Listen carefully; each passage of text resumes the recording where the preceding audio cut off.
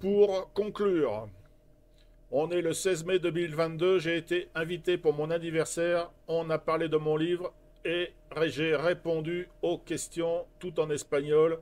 Pas facile de trouver les bons mots. Heureusement, j'ai des amis intelligents qui comprennent à demi-mot et avec un peu de transmission de pensée, le tout fonctionne.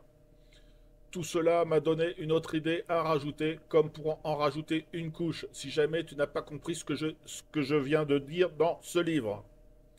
L'âme est-elle immortelle? Bien sûr que non.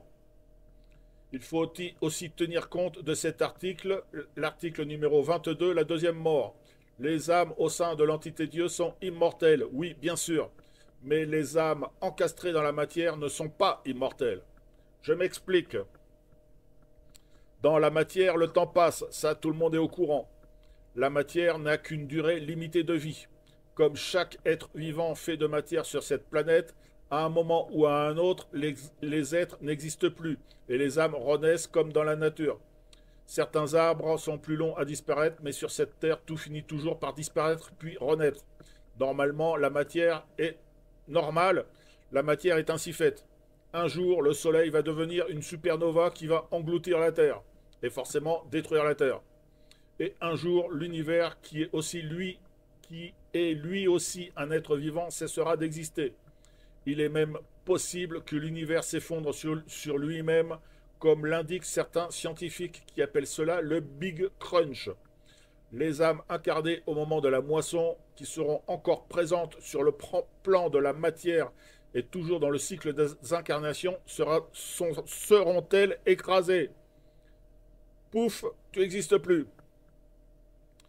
Alors, tu vas dire qu'on a le temps avant que ça arrive. Sur le plan terrestre et de matière, oui, on a le temps, mais sur le plan énergétique, le temps n'existe pas. L'incarnation est un piège, je l'ai déjà dit, et je ne sais plus comment te le formuler pour que tu comprennes que tu dois sauver ton âme. Pense à énergétifier ton corps physique, parce que seul le corps physique peut recevoir toujours plus d'énergie. Les anges ne peuvent pas recevoir toujours plus d'énergie. Le corps physique sert de canal. Sans le corps physique, impossible d'augmenter ton taux vibratoire. L'incarnation est un piège, mais aussi une chance. Une chance. La chance de pouvoir acquérir toujours plus d'énergie. Encore faut-il en avoir conscience. Comme tu viens de recevoir ce message, j'espère que ton ouverture de conscience a commencé. Pour diffuser ce message au plus grand nombre, le PDF sera gratuit en téléchargement. Probablement sur le groupe Facebook nommé Le Corps de Gloire que je dois créer, mais il est déjà créé. Bon, depuis, ça a évolué. Tu y trouveras des réponses et des questions concernant les articles du livre. N'hésite pas à poser des questions, même si ça te paraît débile.